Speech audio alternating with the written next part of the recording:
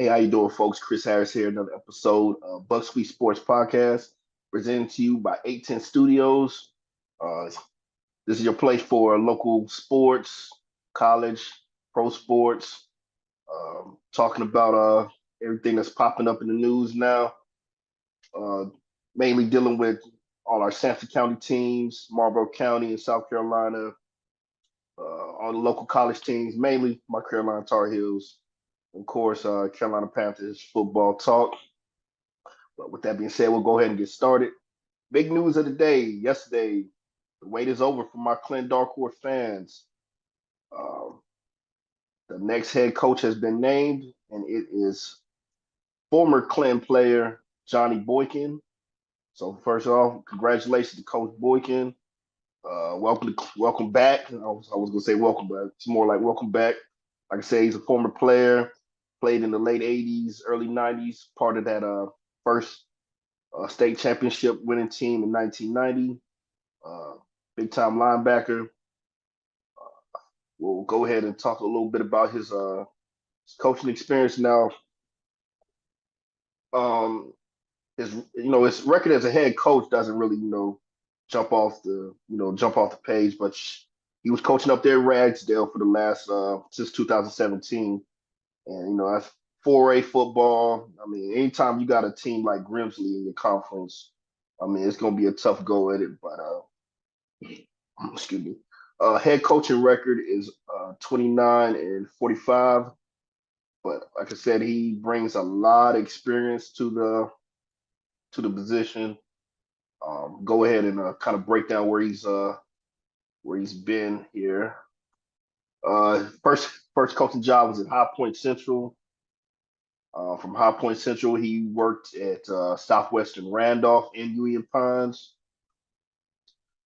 Says his first time he was a coordinator, defensive coordinator was at High Point Andrews. From High Point Andrews, he went to Ragsdale, and in 2011, went down to South Carolina for his first head coaching job at RB Stall High School in Charleston, South Carolina. Don't Doesn't show what his record was down there, so I'll do a little bit dig and see if I can find that out. But was named head coach in Ragsdale in 2017, where he's been. First three seasons, pretty solid. 7-win seasons, made the playoffs. Last couple of years, kind of struggled a little bit. Like I said, overall record of 29 and 45. So, like I said, brings a lot of experience to the table. Um, a guy that, like I said, he's from Clinton, played for Clinton. He knows, that pedigree of dark horse football. So that's just something he's going to bring to the table. And like I said, man, we're excited, you know, for a coach, and looking forward to see how what he does for the program. Um, my biggest thing I would say is for the fans, especially this first year, I would say patience, man. It's not going to be the same as it was last year. Based off the number of seniors that we lost, and some of the guys transferring out. So, like I said, just patience, man. I feel you said this, if you want to call it a rebuilding year, that's what I'm feeling like we're kind of on the verge of right now. Like I said, so many different moving parts. You got to bring in a new head coach. Kids are learning a new system. You know, and just building up that this whole new relationships being built. When coaches change. So, like I said, just patience, man. Like I said, I feel like we said we're going to be young next year. A lot of sophomores, a lot of juniors, but the good things about that is, those sophomores and juniors going through those, especially some of these early season battles that we're going to have in non-conference play. You hope that just keep on building, building, building, and said, and by the time conference playoffs roll around, you know, you got a better rhythm going and taking that momentum into the next season. But like I said, just patience, man. Like I said, I feel like he's going to do a good job. Want to do a good job. My biggest hope is also that he is allowed to coach without any outside interference or anything like that.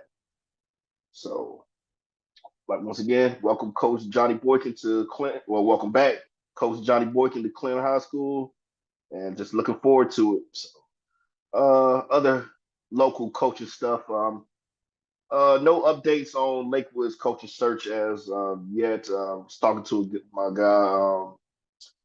He was saying, there's some applicants, and well, no real timetable that's been set yet, but hopefully soon. Like I was saying earlier this week, and people think football is just August through November, December, but I mean the really successful programs, man, it's a year round thing. So with spring, here teams on the practice fields, and getting those spring practices in is really important. So uh, getting a head coach in place really really important. So you go ahead and get a jump start on the summer, man. Like I said, most successful programs they're grinding you. They got a program, and it's a year round thing. So other local news from Marlboro County, Jakarion Keenan received his first big. I can't remember what they're calling themselves now. Is it just the Big Conference or the Big Ten? I got to look that up again. But received a Big Ten big offer from Indiana today. So congratulations to him and his family. Like I said, that young man's recruitment continues to just blow up.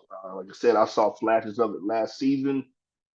Just something I said, like I really felt like he was gonna be a hot commodity this offseason. I think he's up to 15 or 16 offers now.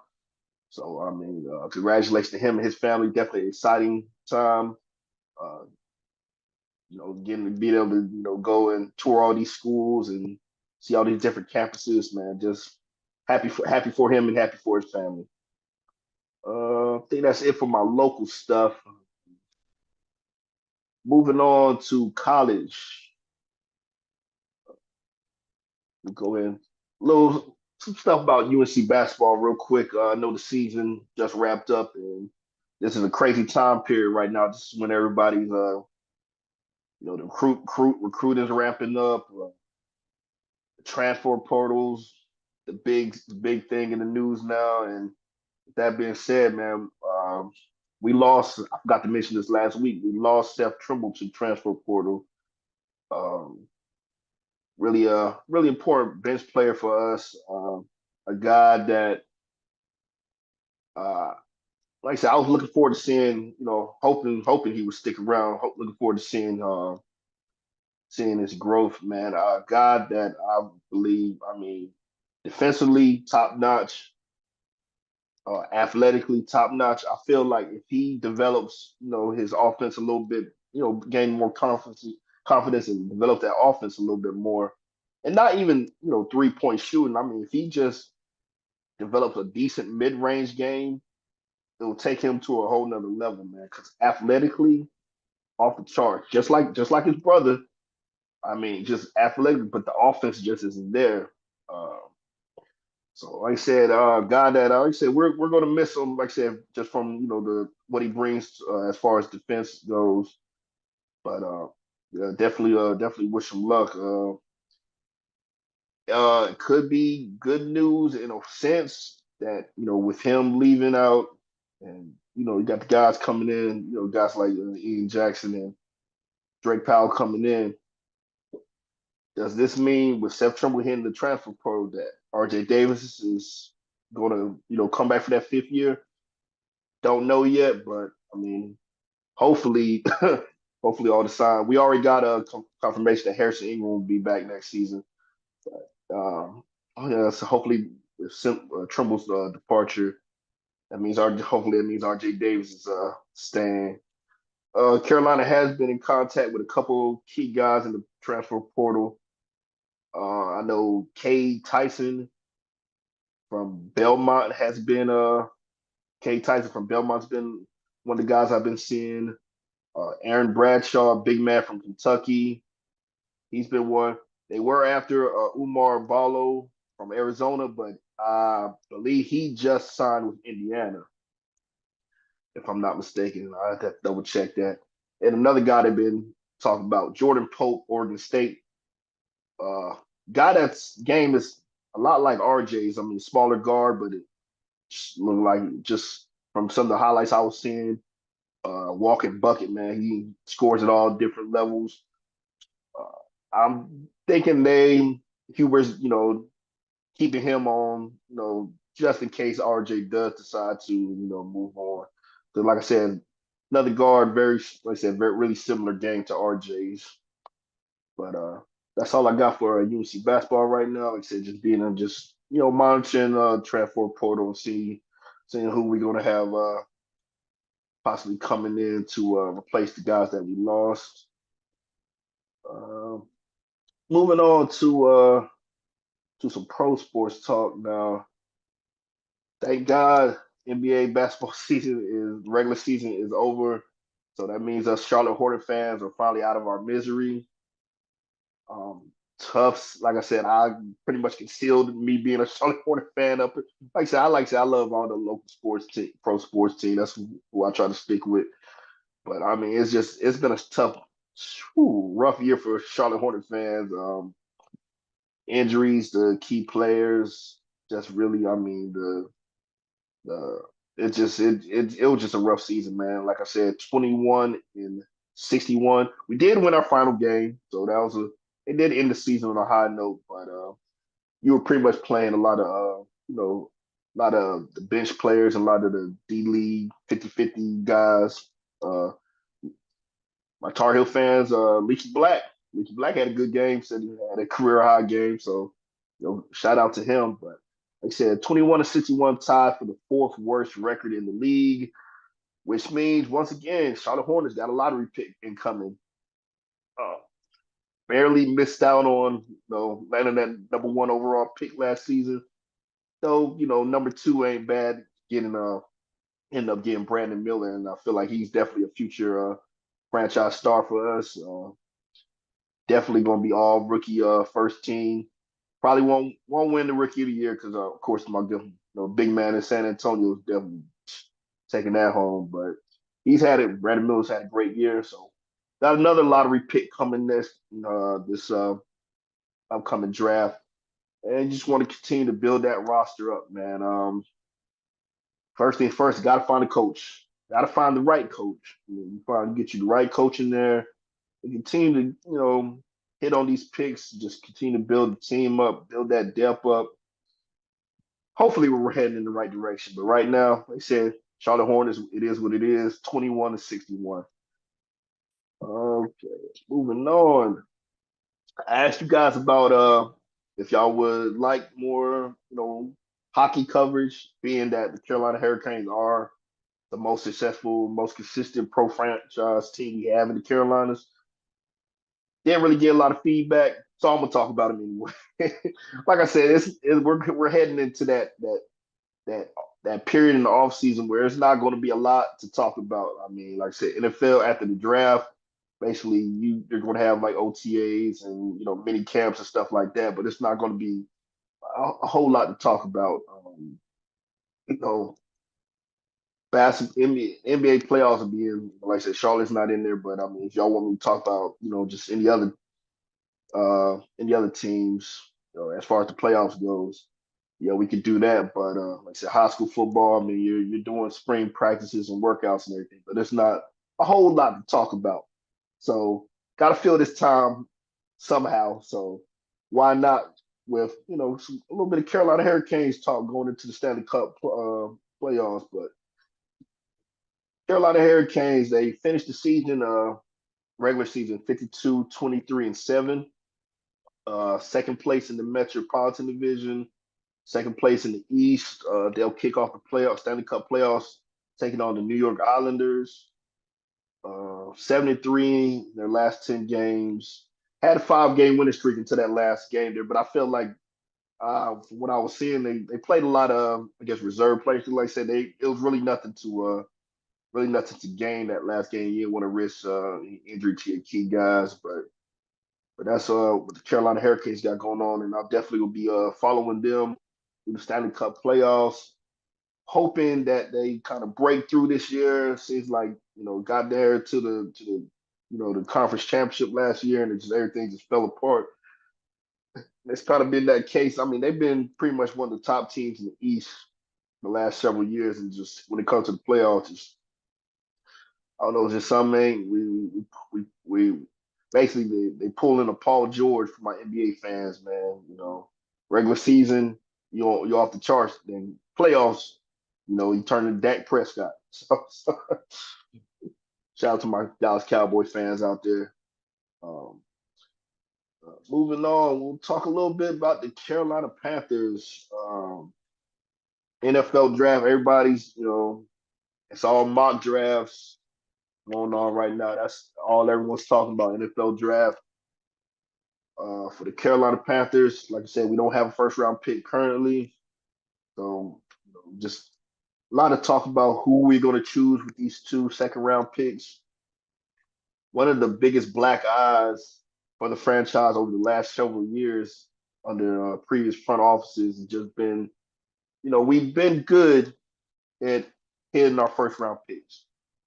After the first round, it's kind of been going downhill, especially in the second round. Second round, we've had some misses. So, I mean, when you don't have a first round pick like we don't like this season, it's so important that you nail your, because these are essentially, you got to hit on these guys on the second round. We got two of them at pick 33 and 39. Been checking out all the mock drafts. I mean, everyone's screaming wide receiver, wide receiver, wide receiver. That's the popular pick right now. From what Dan Morgan and Coach Dave Canales has talked about, everything's leading to BPA, best player available, and that may not be a wide receiver, which is probably going to be unpopular with a lot of the fan base, especially on social media. But I mean, it is what it is. You got to feel it's a lot of holes to fill on this team, and it's not just a wide receiver. And if they feel like they could get a solid wide receiver at 39 or further back, that first pick may not be wide receiver. And I've got a couple ideas of who I would like to see. Uh, I think it's not going to be a sexy pick, but I think a pick that really solidifies your offensive line is taking a look at that center from Oregon. Let me. I can't. I know they refer to him by his initials a lot, JPJ. But let me find. Let me get his actual name. But I was checking him out. I mean, you think about the upgrades we made on the offensive line, bringing in Hunt and bringing in Lewis. And you add, and I know they talked about sliding our left guard over and making him play center, but he's, in the NFL, in a real NFL game, he's never played center before. And I know it may sound like an easy transition, but I mean, why not get somebody who is his natural position, and you continue, you like I said, and then you just continue to build up more depth. But let me see, let me get his name real quick. But everyone's wanting that, that sexy pick. Um, Jackson Power Johnson. So that's why I say they call him JPJ. But yeah, that's somebody I would like to see Carolina consider as far as the draft goes. If he's there at 33, I mean, why not? You solidify the offensive line. I mean, one of the most important things for a young quarterback, you don't want Dak. I mean, talk Dak. You don't want Bryce. You don't want Bryce to go through what he went through last season. I mean, being sacked 62 times. That that's just not good for a young quarterback. I know everyone remembers I want to say his name is David Carr, played for the Texans back in the day. A lot of expectations with him, but he had like one of the worst offensive lines. He got sacked all the time, and it killed his confidence, I believe. I mean, everyone thought he was going to be a great player, but just killed his confidence, man. So you don't want Dak to. I mean, I I made the joke about Cowboys and just Dak Prescott, and I keep on saying Dak. Now, Bryce, you don't want Bryce to go through what he went through last season. You know, uh, give him that type, give him that good, give him that protection, give him time in the pocket so he can make the right decisions. But just looking at some of the, I went through the history of some of our second round picks, dating all the way back to 2017. And just to give y'all kind of a glimpse at kind of how we've done in the past and some of the misses. So 2017, pick 64, we took Taylor Moton. Solid pick. Still probably our most consistent offensive lineman, still on the team. Guy that earned the extension, making good money.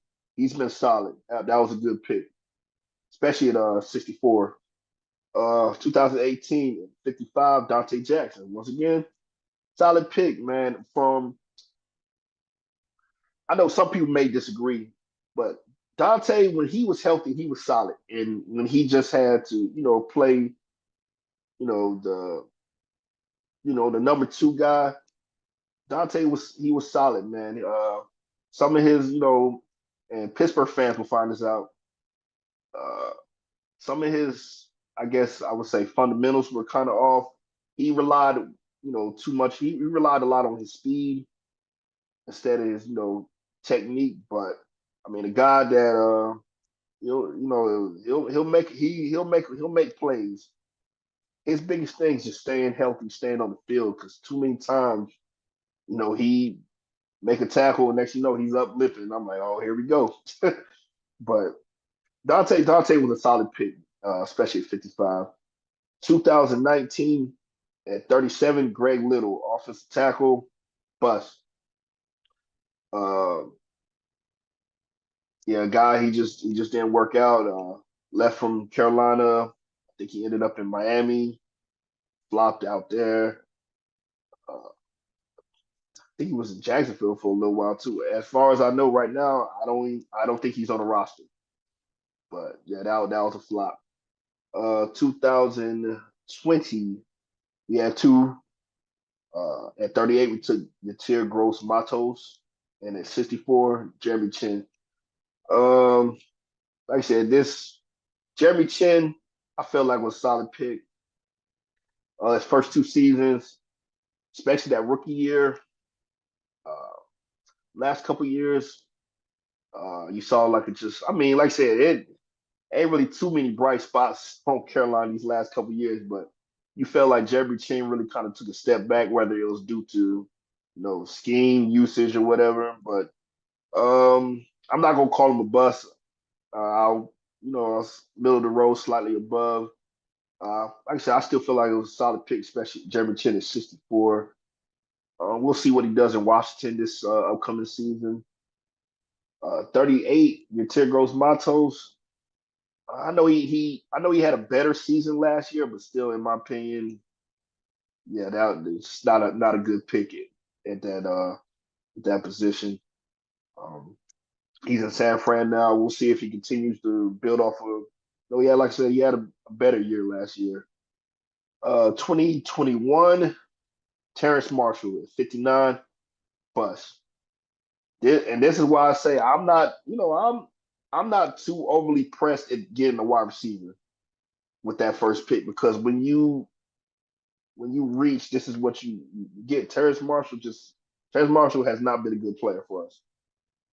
Uh, Gave him the benefit of the doubt under his, when he was with Matt Rule.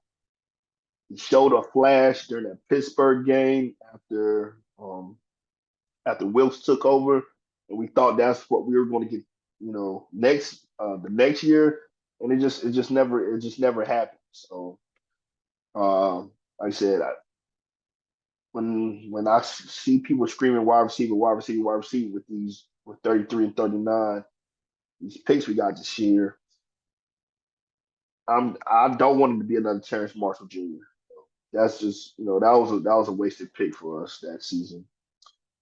2022 didn't have a pick in the second round, so we'll skip that. And of course, last year at 39, we took Jonathan Mingo. jury's still out on Jonathan Mingo, but I mean, you look at some of the guys that were drafted after him and some of the other rookie wide receivers in this class that he came in with. Right now, it's not a good look. Hoping that improves, but like I said, we'll see. I'll give the benefit of the doubt. I know a lot of people a popular name that we've been hearing through the draft process is Xavier Leggett, wide receiver out of South Carolina. I mean, personally, I like I said, I like him. I like him. I don't want us to reach for him. I won't mind if we draft him. You look at his tape. I mean, the measurables, the tape is great. Uh, I just don't want it to be another Jonathan Mingo type situation where, yeah, he's all right, but you still are not sure because you're still having Terrence Marshall Jr. Nightmares. So if he's there in the third round, I'm fine with that. But I just don't know if I just don't know if I want to reach for a wide receiver, especially one that we're not getting any of the top tier guys from the first round. You know, I don't think any of the guys we would draft in the second round would start over Deontay Johnson or Adam Thielen or currently Jonathan Mingo. They may battle Mingo for that third spot, but still, I just don't want to. I just don't want to reach. So like I said, if I feel like if you could like a guy like Jackson Powers Johnson, I feel like you could possibly plug and play. He could be a day one starter at center. You know, I like I say if I can get somebody that can fill a hole right now and solidify something, opposed to getting a third or fourth string wide receiver. Yeah, like I said, there's a lot of holes to fill in this Carolina Panthers team. So we'll see what direction they go in. They say they're going best player available. So we'll see what happens. Like I said, NFL draft coming up uh, in a couple weeks. But that's basically all I got for you guys today, man. I appreciate everyone joining me and listening in. Appreciate all the the comments, likes, and everyone just continue to support the page. If you like, people like the pictures and stuff. Like I said, I'm still doing that. If if you're a parent or just if you're the player and you're watching this and you want something, something designed for yourself, like I said, hit up the inbox, shoot me some pictures. Um, if like I said, if you're going to use something, if you're going to use the pictures, I got a couple organizations in Clinton that I made a little, picture for Coach Boykin, the announcement with Coach Boykin yesterday. If you're gonna use, you're gonna use stuff, from my page, you can at least, let people know where you got it from. Shout the page, I I appreciate you using my work, and I guess that means I'm doing a good job. So, but yeah, just yeah, let's shout out the page. I mean, you ain't got to agree with everything I'm talking about, but if you're gonna use my stuff, at least give me a shout out. But like I said, appreciate all the support. Um, Appreciate everybody listening in. If you haven't done so already, man, swing over A10 Studios. Give them a follow. Still on that road to 1,000 followers, so help them out. While you're at it, hey man, if you're new here, hit that follow button for Bus Sweet Sports Podcast. Appreciate all the support. Really looking forward to things that's going to be happening later on this season when prep football gets started back up again. You have, if you don't know already, like I said, not only am I covering Cleveland football, but all the Stafford County schools, Midway, Union, Hopton, Lakewood, also covering some of my friends down there in Marlboro County, South Carolina. So yeah, definitely check us out. It's going to be a great season we got coming up. And like I said, I'm always here for the North Carolina Tar talk, football, basketball, Carolina Panthers. As bad as it's been for us, I'm still gonna talk about my boys every week. So with that being said, man, I appreciate everyone listening in.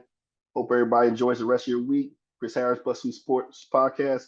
Appreciate y'all listening in.